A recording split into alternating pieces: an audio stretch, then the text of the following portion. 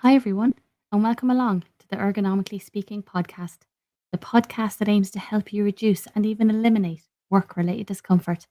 I am your host, Neve Pentney of Boyne Ergonomics. Thank you so much for joining me today.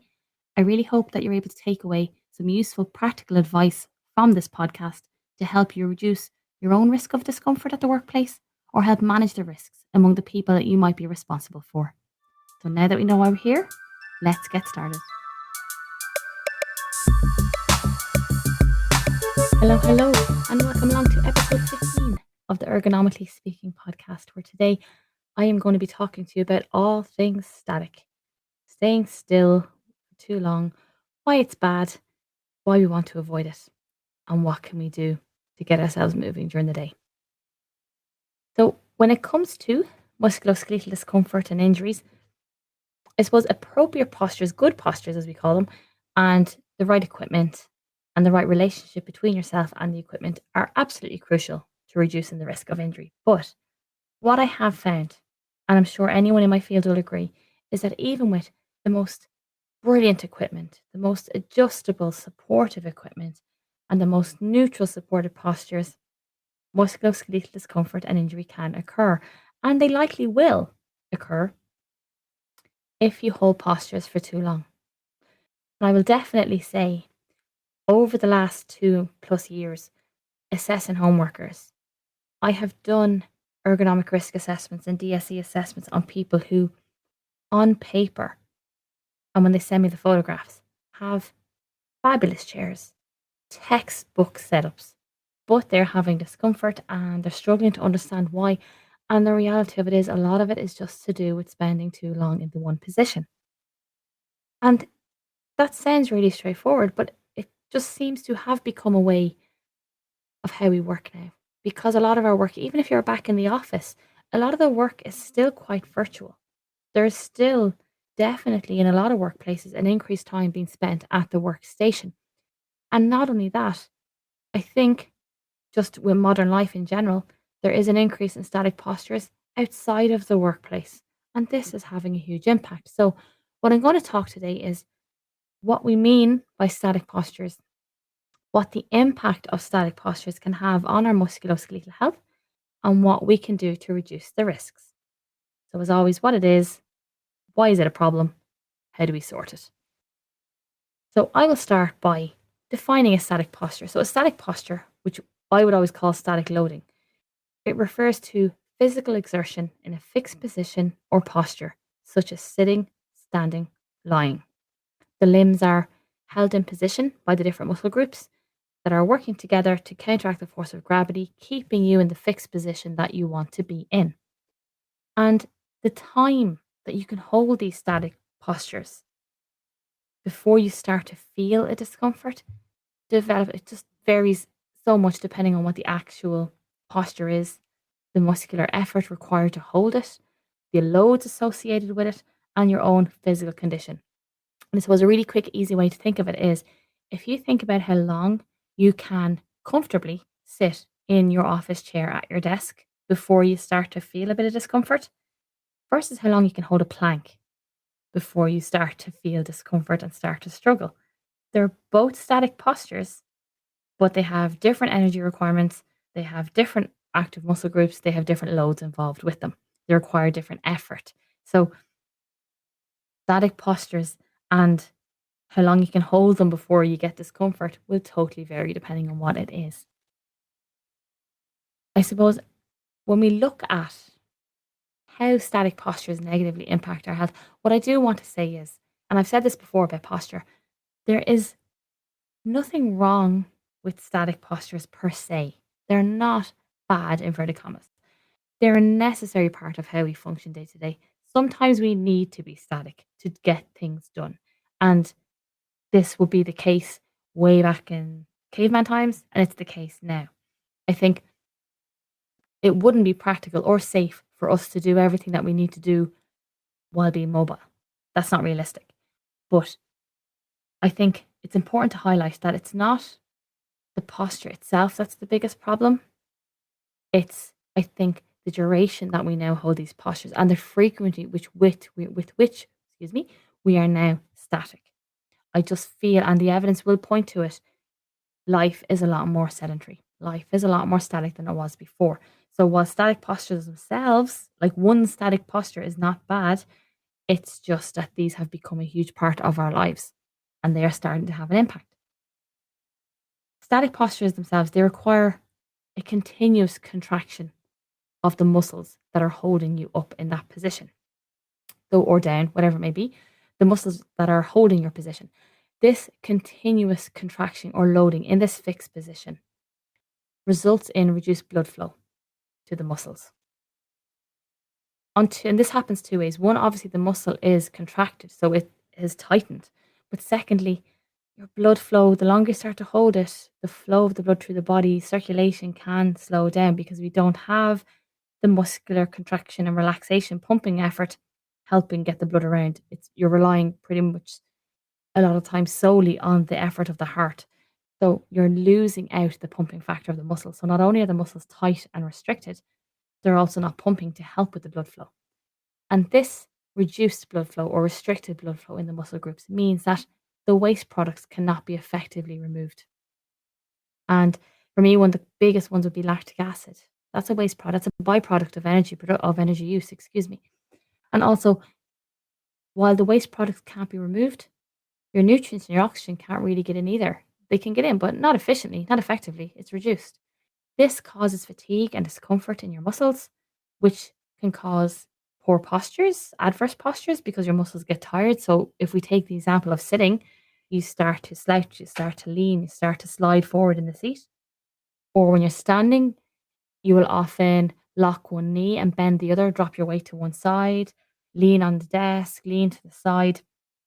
So it starts to cause or contribute to poor posture and the aches and pains that you feel after a long day at work. If I take, for example, the one that I most commonly deal with, which is DSC computer work, a lot of people I talk to, and I have experienced it myself, report at the end of a long day of too much sitting at the desk, a burning between the shoulder blades.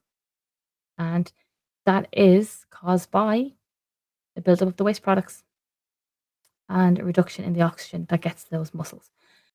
In my day to day, sitting and standing are definitely the most common static workplace postures. So these are the ones that I'm going to have a look at, but I will look at them separately because they do come with separate risk factors, slightly different. So I want to take prolonged sitting first because I think that is my most common one. I can't speak for everyone, but for me, definitely it's my most common one in the workplace. So, what exactly is prolonged static sitting? So, according to EU OSHA, so the European Agency for Safety and Health at Work, static sitting becomes a prolonged sedentary behavior if the position is held for 2 hours continuously because it requires low energy consumption, it's seated, and it requires physical exertion to maintain that position. And as you all know, prolonged sitting, it's a feature of so many jobs, not just office, control rooms, labs, production areas, air traffic controllers, people who drive for a living, and office based workers. And as office tasks themselves even become more computer orientated and digitized, especially, the natural opportunity I have found for these kind of natural posture changes in the office have decreased because you're not getting up to do the filing or you're not getting up to do the copying or things are coming in digitally instead of hard copy or so I suppose the increased digitization of the workplace means that an already sedentary job, an office job, has become even more so, but it is a feature of a lot of other jobs. And if you do spend a long time sitting, what can it cause? Where are we going to feel it? Okay, and I'm guessing if you're listening to this, some of these are going to sound familiar. So if I take the big one, if we look at low back pain, low back discomfort, this is a huge, huge common reported discomfort among people who sit a lot for their jobs. And there's a few different ways that prolonged static sitting can impact your lower back. And it's often, I find, a combination that can cause discomfort. It's rarely just one or the other. So, firstly, if we look at the discs in your spine, the intervertebral discs in between each of your vertebrae, when you sit, you increase the pressure on those discs, especially the ones in the lower back, because they are being compressed from above and below.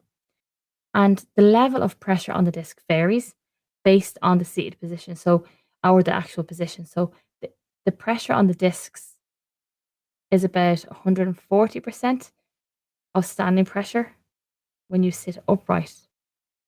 And if you lean forward, picture yourself looking at a laptop, the pressure on the discs increases to 190% of the pressure that is found in the disc when you're standing.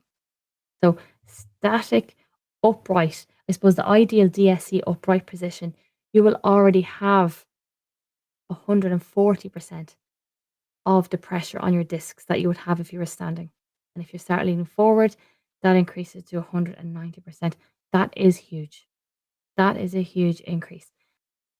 And what's going to happen if you have these discs being compressed continuously and over time, you will have increased tearing, increased degeneration to the discs, which can cause bulging discs, herniated discs, sciatica, issues down the line that, if you're young and you're sitting at your desk, you're not thinking about that right now. You don't care what pressure's in your discs when you're sitting in your chair, but you will care in a few years when you start to have issues with the discs because once you get a disc issue, as I've said before in other podcasts, that does not fix itself. It becomes, you have to manage it. You don't fix it. Bar surgery, you have to manage it. Prolonged sitting, it also reduces the pumping action required to provide the discs with nutrients and reduce degenerative changes. The discs don't have nerves. They don't have an independent blood flow. So they need to move and contract and relax to be able to get what they need to stay healthy. So this compression forces, especially in the discs in the lower back, really can cause the problem. Sitting also places increased load on the back muscles and tendons and strains the ligaments. Sitting causes imbalances in our core stabilizer muscles due to the overuse of some muscles, but the low activation of others. So, pre-COVID, I would have seen this a lot in drivers, definitely seen it more now in office workers. So, if you sit for a long time as part of your job, your abdominals can weaken because they're not really being used, but your lower back muscles can tighten. Your glutes get weak because while you're sitting on them, they're not really being used, but your hamstrings and hip flexors can tighten. And these imbalances can affect your alignment, it can affect your posture, and it can cause pain in the lower back. If we look at people who are working off laptops and leaning forward, the chest muscles will start to tighten, the upper back muscles will start to lengthen and weaken, and you will see that rounded shoulders, that kind of humped posture. It's all caused by imbalances in these really, really important groups of muscles.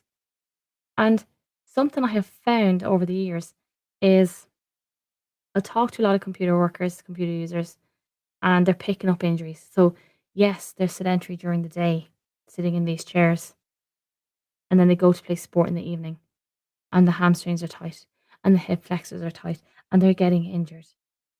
And they don't really understand that it is really hard if you have a sedentary job, if you're sitting all day as part of your job, to then get up at 5 o'clock, throw on your gear and head to the gym or head to the pitch or head out for a run. Your muscles have been static for most of the day.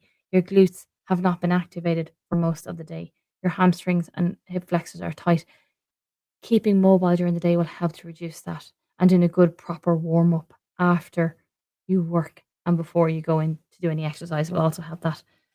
And as a prolonged static sitting is characterized as a sedentary behavior because it has a low energy consumption, it increases the risk that the energy demand for the back muscular system is below what is needed to maintain a healthy system. And this reduced circulation and this low metabolic demand can lead down the line to, well, day to day stiffness, but over time, muscular degeneration and osteoporosis because you are not feeding the muscles there and the skeletal system. They're not doing what they're supposed to do. They're not being loaded like they're supposed to be loaded to keep them healthy. And this, of course, can have an impact. That is the lower back. And I have to say, in my experience, it's definitely a combination of those factors that cause low back pain. And unfortunately, especially when I go on site and people think the problem is the chair, but then you get into their day to day, and the reality is there's no chair that's going to change that. if you're not moving, your back is still going to come under all those pressures. It doesn't matter how nice the chair is. The other risk that we can have is neck and shoulder discomfort. So, adverse postures, which we're going to get if we're sitting for too long, will increase strain on the muscles of the neck and the shoulders. And prolonged exposure then to these postures can increase pressure on the blood vessels.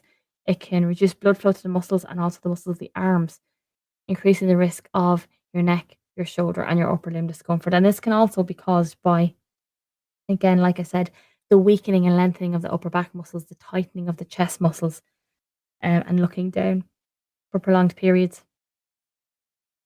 If you remember a while back, I did the episode on tech neck. Again, I suppose the issues with tech neck, like the static postures, it's the frequency and the duration that the head is looking down that is the cause of the problem. So again, that's where you can get your neck and your shoulder discomfort with this static sitting posture. And you can also get discomfort of the lower limbs. So prolonged sitting, as I said before, it slows down your circulation a little bit. You can have discomfort, pain, tingling, swelling in the lower limbs, stiffness when you go to stand, and it can just be generally uncomfortable because the blood flow to that area has slowed down. And you can also have an increased pressure on your thighs from the actual seat of the chair. And that will contribute to discomfort, which will only, again, doesn't matter the chair, it's only going to be relieved if you get up and move around. And if we look at cardiovascular issues, now I know this is kind of looking in the less immediate term and more down the line, but prolonged static sitting, it reduces the activities of some of our large muscle groups, as we said, because if you look at the glutes, that's a huge muscle group. But when you're sitting all day, it's doing nothing. And also the leg muscles. The decrease in activity increases the concentration of fat in and around muscles, and it can reduce your sensitivity to insulin. These factors can contribute to the risk of developing cardiovascular disease and or type 2 diabetes down the line. Those are the risks associated with prolonged sitting. Now, when I am doing an assessment and I'm trying to explain to somebody the risks associated with how they're currently working, cardiovascular issues and diabetes, I don't tend to include because you want to focus on the now. Like I always try and focus on what's happening in the body right now and what we can do to stop. But yes, absolutely. If you're thinking down the line, cardiovascular issues, diabetes, and all those things can help. And you can also have, reduced digestive function because the blood flow is restricted. You don't have the muscular effort helping the food move through the digestive system. So these are all, it can impact your health greatly. But the biggest one I see is the neck, the back, and the shoulders, definitely. And it can cause such a problem down the line. Like you have a lot of people who are in jobs, sedentary jobs, for years and years and years, and they develop a problem. And the reality is that problem was building for a long time. So if it's something we can nip in the bud, you can definitely reduce the risk of a lot of problems down the line. But I'm going to look now at standing. And I think this is important because in a lot of places I go to, employers and some employees seem to think that standing desks and sit stand desks are the answer to everything. They're helpful, but prolonged standing has its own issues, especially in jobs where maybe sitting is not an option when we want to. So, prolonged standing is defined as standing for an hour continuously or standing for 4 hours per day as part of your job. And it's a feature of jobs in the industrial, the educational, the healthcare services, and the service sectors where tasks are carried out in the standing position, either because of workplace design, task demands, or company culture, depending on where you work.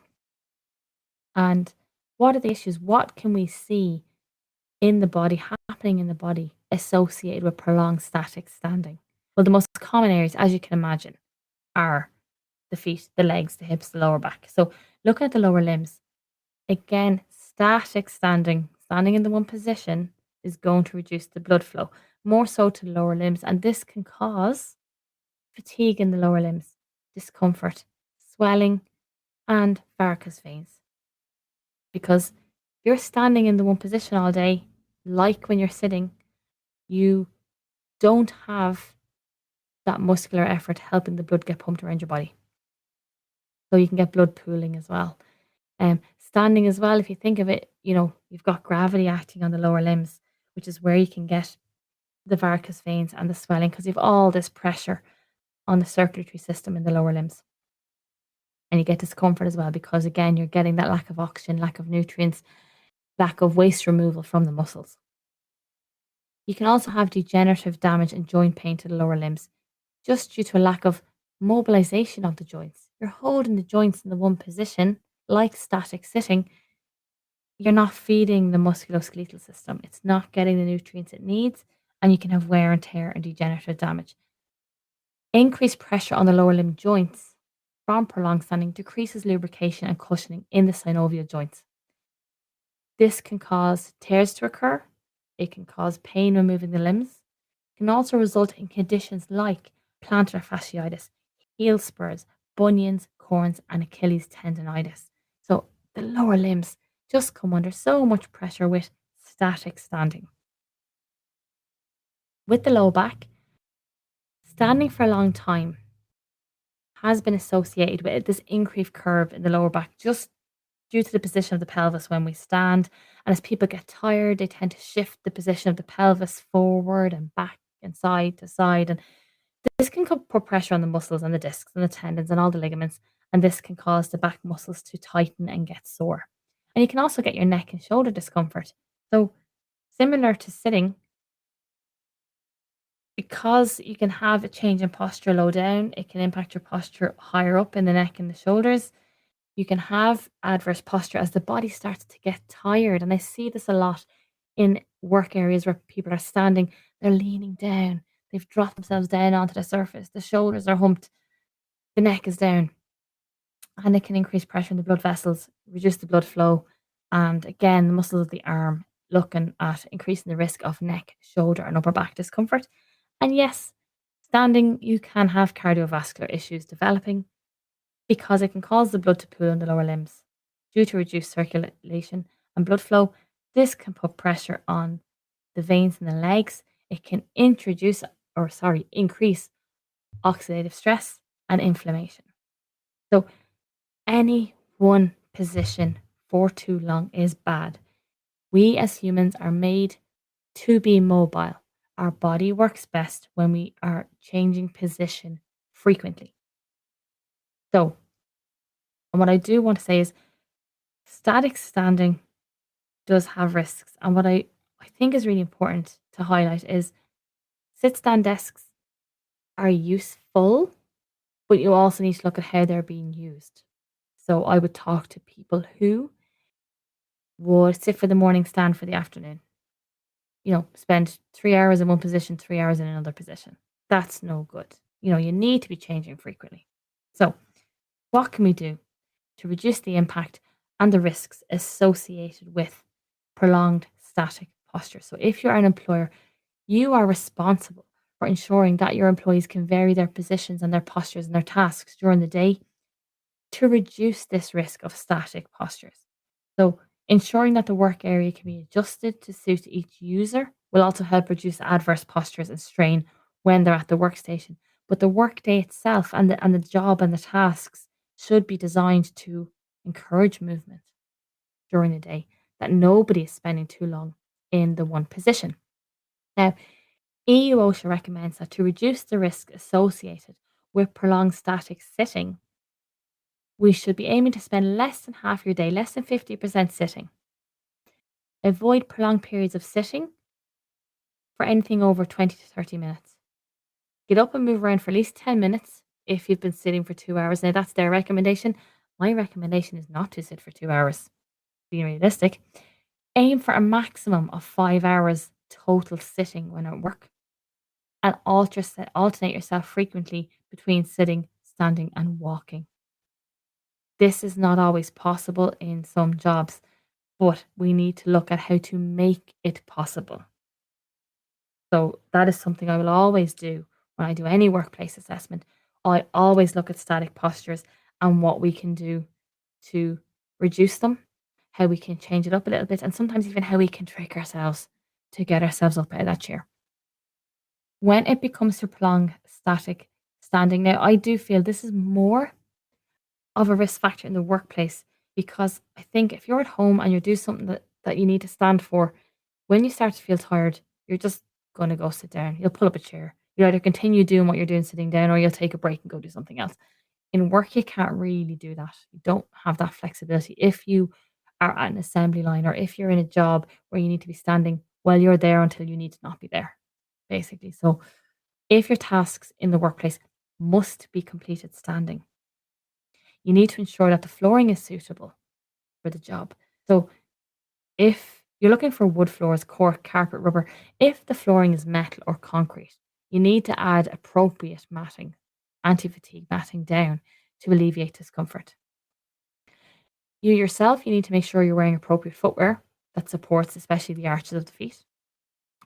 If there are any surfaces involved, they should be height adjustable to allow whoever is using them to adopt an appropriate posture.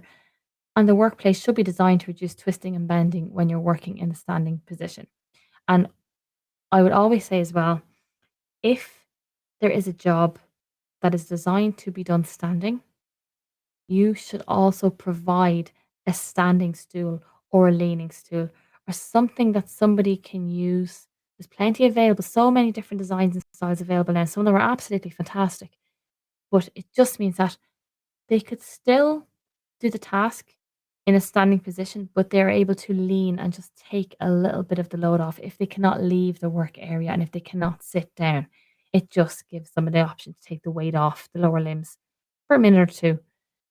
But ideally, you want to avoid being in any one position for any more than 45 minutes. This is at work and at home. This applies all everywhere.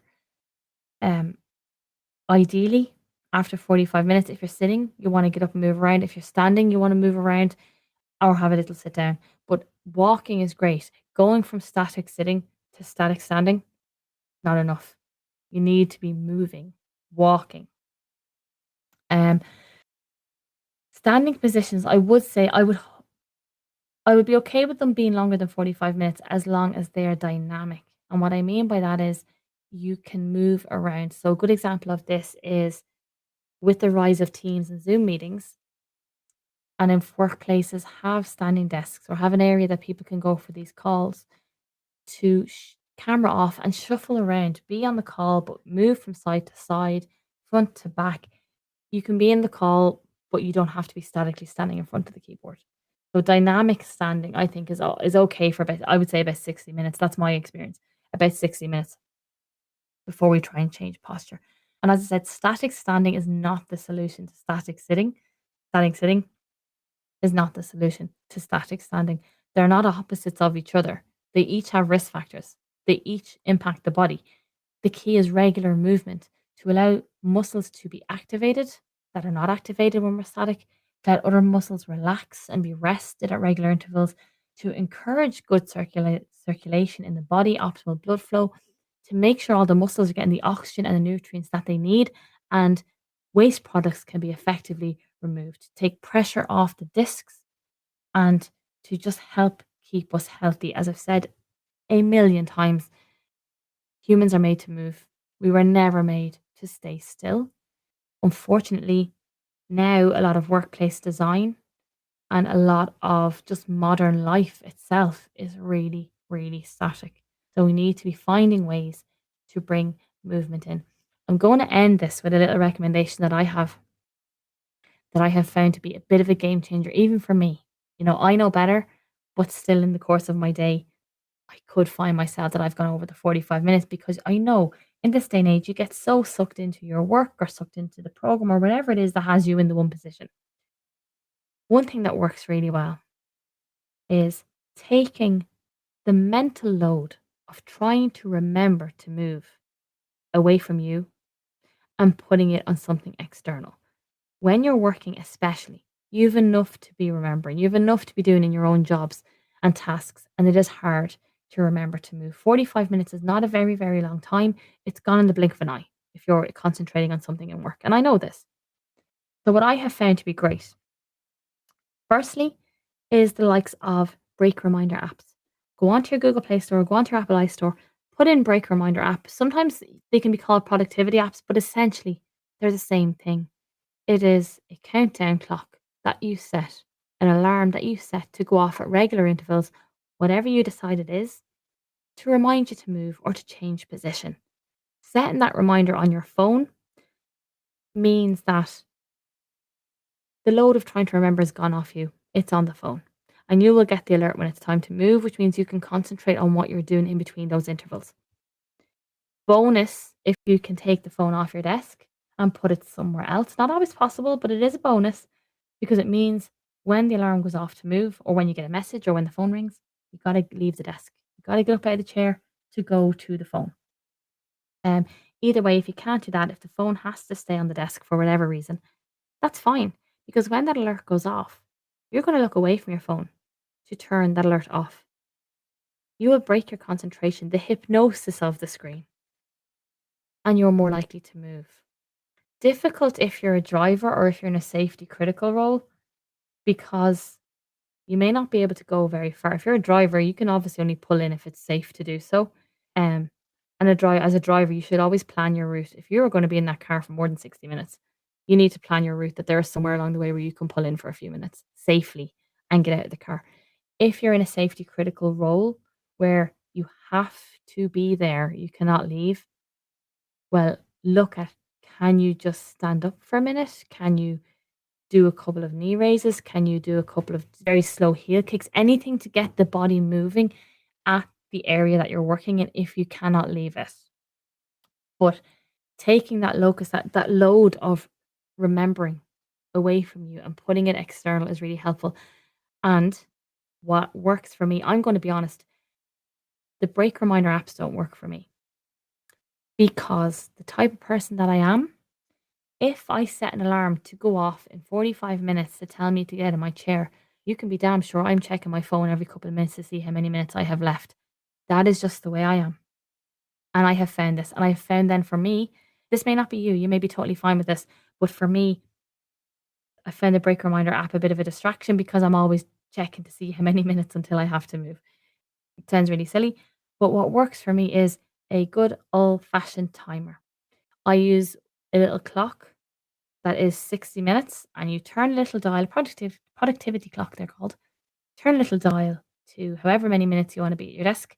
I put it on a shelf and it's ticking away there. It's in my eye line. If I want to glance at it, I can see it, but I don't find it as distracting as the phone. Or you can just use a good old fashioned kitchen timer. Anything at all that takes the load off you, that when it goes off, ping, it's time to get up and move. I have found this to be used to great effect with people that I have been working with, and the feedback is really good, both from a good old fashioned timer or the app. The feedback of taking the mental load away from you to get you moving more has been really, really positive. So I do think it's something, a good practical takeaway tip for you if you're listening to this today and you think that you do sit for too long. And you know what? You can use them in the evening too. If you're sitting watching Netflix and binging away on programs and you're sitting for 2 hours at a time, set the reminder, pause it, get up, move around, go get yourself a glass of water, go to the bathroom, come back. Try and avoid any prolonged postures as much as you can. But I suppose that is my key takeaway tip. Of course, there are risk factors associated with static postures. What do we do to reduce the risk? Well, we move. And it sounds really straightforward, but it's difficult. But my one takeaway tip is take the mental load of trying to remember to move away from you, download an app or get yourself a timer or productivity clock, put it at your workstation. You can work away, and you'll probably find after about 4 to 6 weeks you don't even need it anymore because you will have started to frame your work differently. You will have started to kind of chunk your work into these kind of 30, 45-minute sections where when you sit down, instead of looking at the whole task, like I need to get, just for example, this huge spreadsheet done by today and it's going to take me 3 hours. Well, you're like, "Do you know what? I'm going to get 20 lines done or 30 lines done and then I'll go get a coffee. I will get another 15, 20 and then I'll go do something else." You will start to break your work into really manageable chunks that facilitate movement. And shock horror, you'll be more productive. Static postures, because they slow the circulation down and because they slow oxygen intake down, they can actually cause you to be a little less productive because you get tired. And then you get distracted because you're tired and you're stiff and you're sore and you start to daydream. Moving around will help that because you're going to boost your circulation. Muscles will be all relaxed and activated. Your lungs will have taken in lots of oxygen. Your brain will be ready to go. So, although it seems counterproductive, you'll actually be more productive by moving more. So, that is my takeaway. Take the mental load of control off you. Get yourself an app, get yourself a timer, and start setting it. 45 minutes maximum. If you can move more, absolutely do if your job allows it to. But if not, I would aim for 45 minutes maximum in the one position. That is it for this episode. As always, I will put all my social handles and contact information in the show notes. If anyone ever wants to reach out to me with comments or with topic ideas for the next few episodes, always welcome. Be delighted to hear them. And otherwise, I will talk to you guys soon and stay well.